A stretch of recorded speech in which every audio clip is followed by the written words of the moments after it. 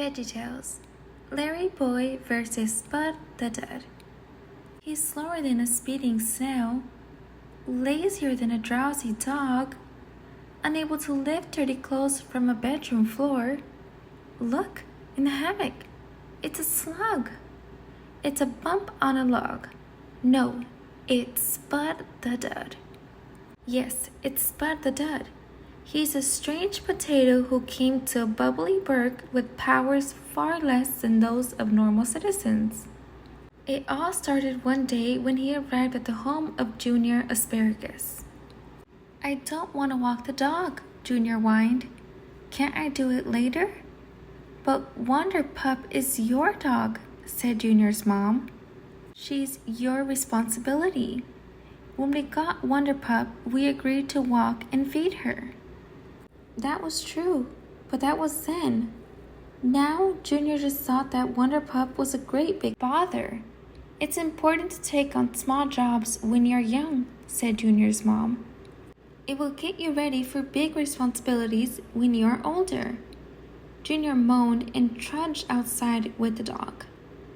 Suddenly, Junior heard a voice say, "You are right, that dog is a big bother." "Who's that?" Junior asked, whirling around. Junior was stunned to see a strange potato in his yard, lying in a hammock and wearing an old, tattered superhero suit. Junior asked again, "Who are you?" "The name is Spud the Dud, and I think you are right," said the potato. "Why walk the dog when you can lie around eating cheesy puffs? How would you like to join me in the quest to rid the world of big bother responsibilities? You'll even get to wear a spiffy superhero sidekick suit. What do you think?" Spud added. "I think I would like to be a superhero," Junior said, but it was all a trick. The moment Junior put on the sidekick suit, Spud pointed a remote control at Junior and pushed a button. The remote controlled Junior's suit and made him do everything for Spud the Dud. "Ha ha ha ha," Spud crackled. "Soon, all the children of Bubbly Burg will be in my power and serving me like you." Spud clicked the remote and snarled, "Now get me more cheesy puffs." Meanwhile, on the other side of Bubbly Burg, Larry was searching for his messy room for his superhero suit. When? Ring! Alfred, his butler, picked up the phone. It was Mayor Blueberry. "Quick, Master Larry," Alfred said. "Spud the Dud is taking control of Bubbly Burg's children." Larry finally dug up an old torn superhero suit. "I guess this will have to do." He dashed into his closet and came out as a plunger-headed hero, LarryBoy. LarryBoy raced to Junior's neighborhood. The superhero couldn't believe his eyes. Spud the Dud was using his remote to control kids. He was making them do chores, scratch his head, and fan him in palm branches. "Let those kids go, you stuffed potato," LarryBoy declared. "Make me pick a boy," said the lazy tater. "Take this," LarryBoy fired one of his plunger ears. The pitiful plunger from the old suit wobbled around before circling back and hitting LarryBoy squarely in the face. "Now I know why I stopped using this old suit," LarryBoy said, but with the plunger stuck on his face, it sounded more like, "Now I know why I stopped swinging this moldy chute." Yanking the plunger loose, LarryBoy tried again. This time, the plunger shot straight ahead and hit Spud's hammock. "It's working," LarryBoy shouted as he fired his second plunger at the potato. But the second plunger struck the back of a passing train instead. "It isn't working," cried LarryBoy. As the train raced by, it yanked Larry into the air, dragging him and the Spud behind it. LarryBoy and Spud whipped wildly around the bend.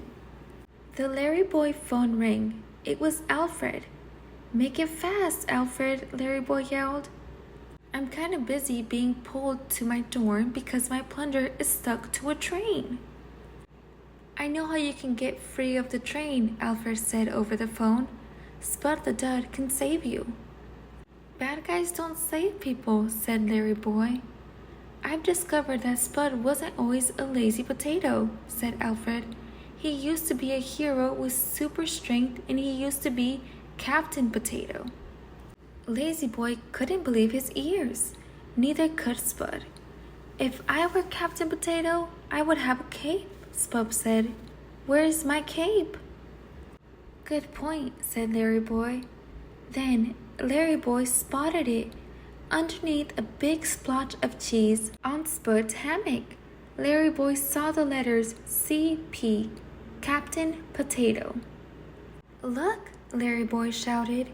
Your hammock must have been your cape at one time.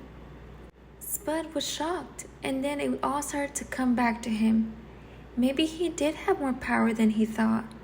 Yes, deep down, he knew he hadn't always been a lazy tater. With a burst of super energy, Spud ripped the hammock from the frame and put it on his cape. It was true. He was Captain Potato. He was stronger than a racing train. In fact, Captain Potato was so strong that he brought the train to a screeching stop. Captain Potato saved the day right then and there. He knew he would never go back to being that lazy old Spud the Dud again. He was a new potato. He was Captain Potato. The next morning, as Junior walked his dog, he glanced up. Look, up in the sky. It's a bird. It's a badly dressed burrito. No, it's Captain Potato. Captain Potato had learned that using his superpowers was a lot more fun than being lazy. He collected all the sidekick suits from the kids and threw them away. The kids were free again. Junior had learned that being lazy wasn't as much fun as it looked. It turned out real happiness comes from being responsible and doing the right thing. As for LarryBoy, he was right behind Captain Potato, swinging from tree to tree with his plunger ears. Hey, this old suit works after all, LarryBoy shouted in delight. Maybe I can... Boop! Gosh! The plunger popped loose and LarryBoy crashed into a garbage can.